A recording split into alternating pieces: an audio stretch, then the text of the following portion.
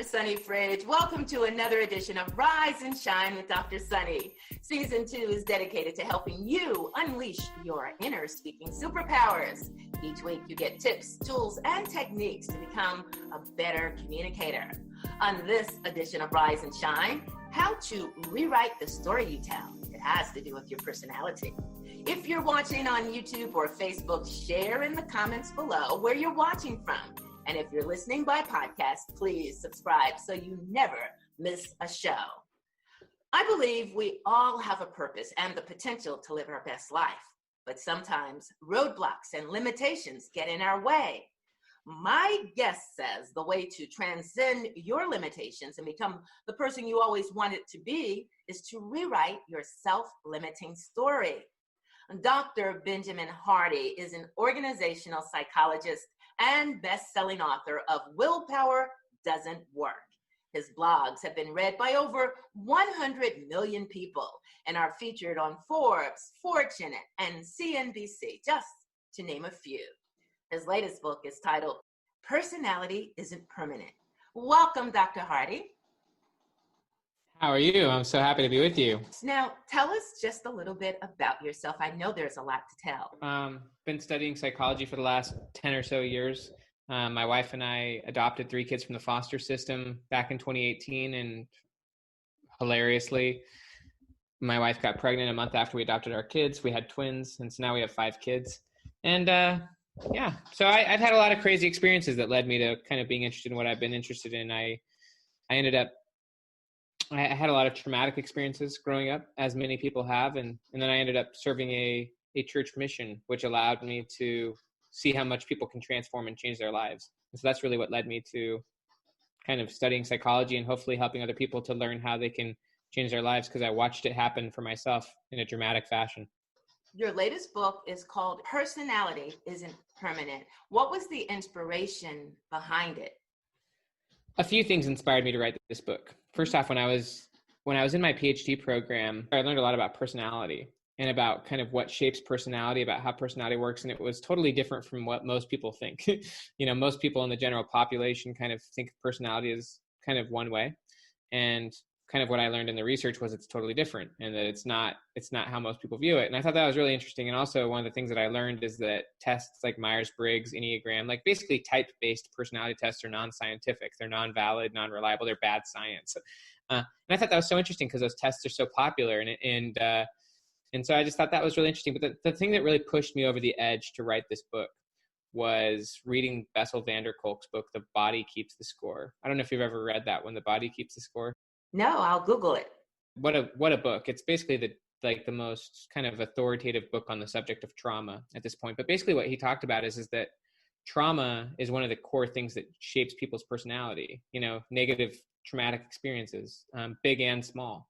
And trauma basically creates what's called a frozen personality, where you're stuck in the past.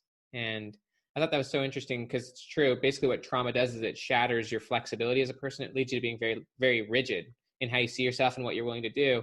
And it shatters your hope and your imagination, which are required for goal setting and for learning. And so I just thought I needed to write a book that explained to people what personality actually is, how it works, and how you can change it, and that it does change. And so that was why I wrote the book. And I love your talk about the future self.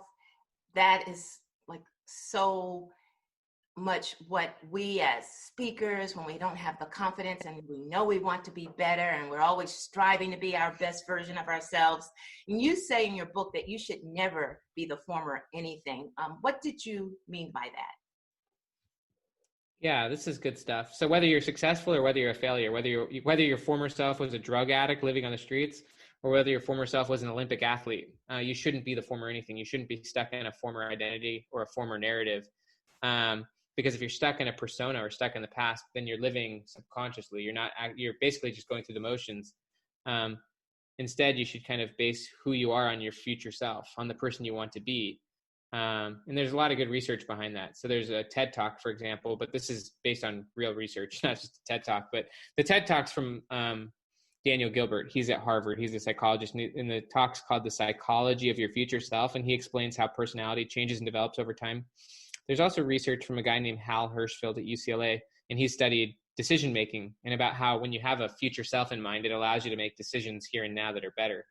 And so I'll kind of explain this. Mm-hmm. Basically, I'll just ask you real quick, Dr. Sunny, are you the exact same person you were 10 years ago? I am not. You're not the exact same person? I'm not even the exact same person I was when I went to bed last night. I agree. I couldn't agree more. I think that that's totally true. And so it's really good and healthy to realize that you're not the same person you used to be, but it's also good to realize that your future self is not who you are right now. They're going to be totally different. They're going to have different perspectives, different views, different priorities, different goals, and they're going to have different preferences. They're going to want to use their time differently. And so first off, that's important because it allows you to say, well, who is my future self? And what they say is that the number one deathbed regret that most people have is that they didn't have the courage to be who they wanted to be, but instead they lived up to the expectations of other people. Right. And so the first question you have to ask yourself is, who do I want to be? Who do I genuinely want to be? If I could be, and if I wasn't worried about the consequences socially, or if I wasn't afraid, or if I, because we all lack the confidence to be who we want to be. And so you have to be courageous. And so who do you really want to be? You have to define that, and then you have to start telling everyone who you genuinely want to be. If you start telling everyone that, then that becomes your new identity story, your new narrative. It's based on who you want to be, not on who you've been. And why this is so important is because when you know that your future self is not who you currently are, but now you're striving for it and you're telling people about it, then you can hold a little bit more loosely your current identity. You don't have to overly own your current self, because your current self is temporary. But a lot of people, they're like, I know who I am. This is exactly who I am. This is who I always will be. It's like, no, you don't have to do that because your current self is temporary. I love that, sort of like a book that I read by Michelle Obama, Becoming. I loved how she beautiful book. And we're often always becoming who we were meant to be, who God chose us or wanted us to be, our best self. Beautiful. I also wanted to know more. You say flip the script on negative memories and view them as something that happened for you, not to you. So this goes back to trauma. Whatever's happened to you, and a lot of bad things happen to all of us, things that are outside our control, sometimes things that were within our control. Mm-hmm. They could be events that occurred. They could be just societal things. But if you're still viewing the past as if it was something that is happening to you, mm-hmm. like something that is causing you to be the way you are, then you're blaming your current self on the past. And therefore your past is what's dictating who you are. If you view the past as something that happened for you, even if it was totally negative, the absolute, terrible, if someone was, abused you in some form or fashion, or just something bad happened, if you can view that it was something that happened for you and it's something you can use to, and that your life's going to be different because of that, then your past is no longer the thing driving you. It's just positive information that you can use. I mean, obviously some of it was negative, but it's information you can use to make better decisions. And just as an example, I'll use myself. I grew up in a pretty traumatic episode. My parents got divorced when I was 11. My father became an extreme drug addict. And for a long time, I viewed that event as something that was happening to me, that I was a victim to negative events. But it's important to realize your memory is flexible. Your memory isn't just something that you have as like a filing cabinet. Like your memory is literally recreated every time you do it. It's reimagined every time you create it. And so you get to choose kind of what you see and how you see it and how you frame it and how you describe it. And a lot of times that requires thinking about it, like even journaling about it, journaling about former experiences and writing about how they've impacted you, but also thinking about how is your life different because of that? How would your future self view these experiences? Why is your life and future going to be better because of this experience? Like, why are you, and even maybe getting other information, for example, one of the things that I've done, and by the way, my dad's not a drug addict anymore. That was right. That was a long time ago. Awesome. Yeah, he's totally evolved out of that, and we're totally great friends. But one of the things that I did do that I never had done before was get more context. And that means that I asked him his perspective. What happened? Why did you end up going down that path, Dad? What led you to that? How did it feel? What was it like when, for example, me and my younger brothers abandoned him? Like just getting perspectives and hearing his take and realizing there was a lot more to it than my 11-year-old's perspective. And also he's transformed his life, which is totally inspiring. So it's just, you get to reframe the meaning of the past, just like you can reframe the meaning of current experiences. And it's just essential to realize that that's what you have to do if you want to move forward in your life. You can't keep viewing it the same way. And so that goes in line with you saying in your book that designing a desired vision of your future self and make the decisions that they would want, not really either on your past or even maybe who you are now. I mean, I think that's a big part of it, realizing you're not that same person, but also when it comes to your past, it's important to realize. So there's a quote from Stephen Covey. Stephen Covey said, "We don't see the world as it is, we see the world as we are." And the same is true of our past. You don't see the past as it is, you see the past as you are. And when you evolve and you grow, you see the past hopefully more positively. And so your future self is going to view the past differently than you see it now. Like, I'll give an example. So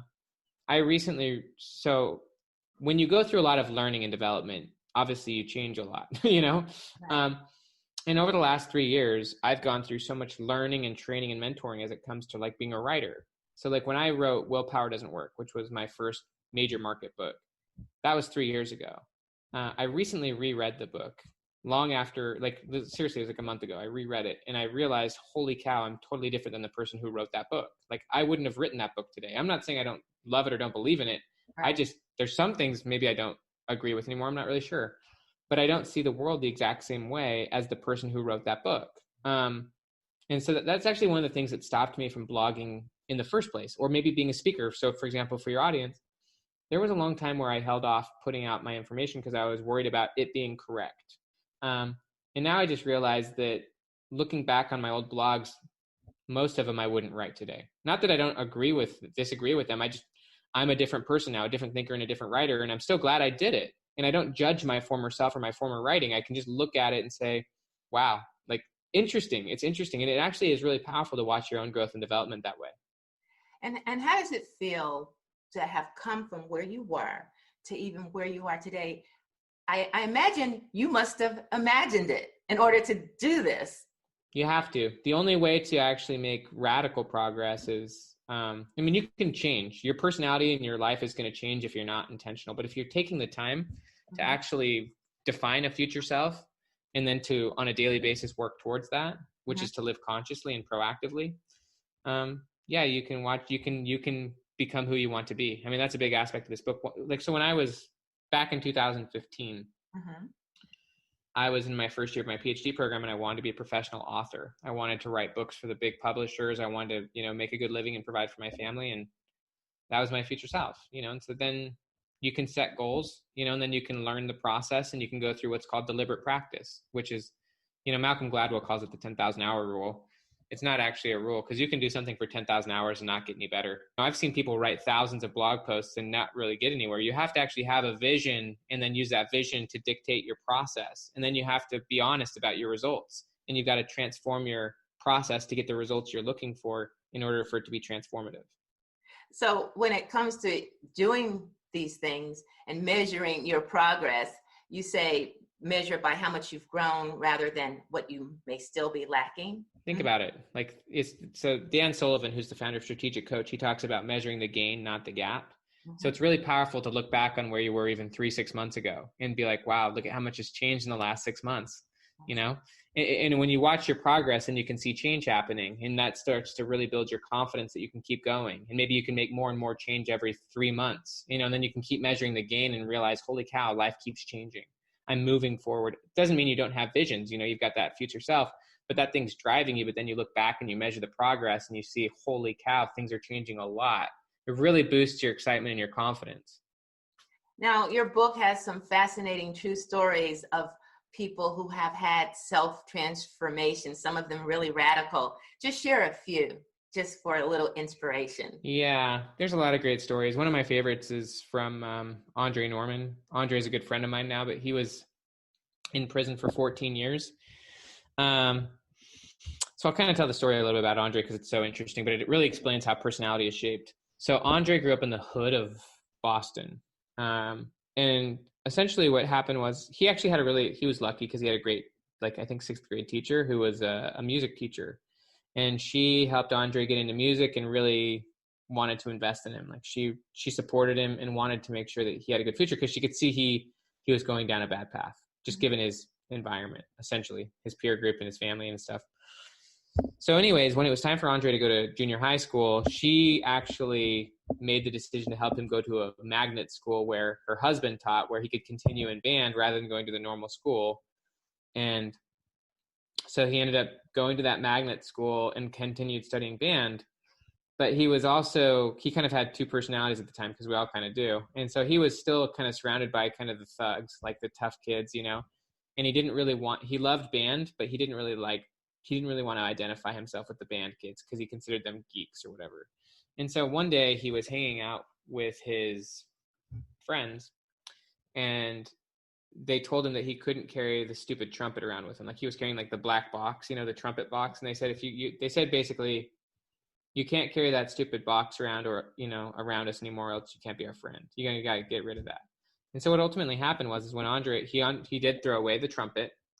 And what happened was that as he explains it, when he threw away his trumpet, he threw away his purpose, because that was the only thing in his life that kind of gave him a reason to go to school. He had a vision for his future that was like, maybe he could play the trumpet. When he threw that away, he stopped having a purpose around the trumpet. And so he actually had no reason to go to school. Like, that was the only reason he was going to school. His purpose shifted from his trumpet to being kind of like really like the kind of to fit in with his friends. And so whatever your purpose is, that's actually the thing shaping your personality. Like, he may have not been that explicit about it because he was a kid, but whatever it is you're currently pursuing, that's the thing driving your attention and your personality. So like, his goal became to fit in with his friends. And what that ended up leading him to doing was becoming like a criminal. He ended up landing in jail. And then his goal ended up becoming to be the number one thug in prison. And so like, that led him to almost killing several people in prison. And eventually he got to some point where he was in solitary confinement. And, he realized at some point or another that his goal was to literally be the number one guy in prison. And it dawned on him that was not a very good goal. Like, it dawned on him that was a pretty lame goal. And that once he actually got there, which he was close to getting there, he would be nowhere. He actually called it his Wizard of Oz moment, where he realized that at the end of the Wizard of Oz, like at the end of the Yellow Brick Road, it's all smoke and mirrors. He said, there's nothing there. And so he realized that he was pursuing a stupid goal, but that goal was literally the thing shaping everything he was doing. It was his identity. And your identity is based on your goals. And so then he changed his goal. He realized that he wanted to get out of prison. He wanted to start over. He wanted to actually go somewhere worth going. And so it's really important to realize that you choose this thing. You don't find it. You don't find your personality. You choose it. You choose your goal. You choose your purpose. And so he ultimately decided, I want to go to Harvard.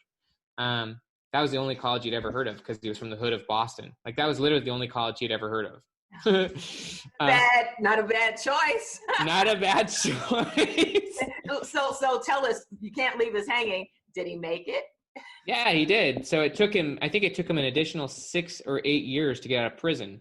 But because that became his purpose and his goal, he ended up learning how to read while he was in prison. He got mentoring. He met with a rabbi who helped him kind of like forgive himself and other people. Like, he learned law. Like, when your goal shapes your process, and his goal or his purpose shaped his personality. So he ended up becoming like really on good behavior. He avoided all the losers in prison, and he really got himself on a path because of his purpose, which shaped his personality.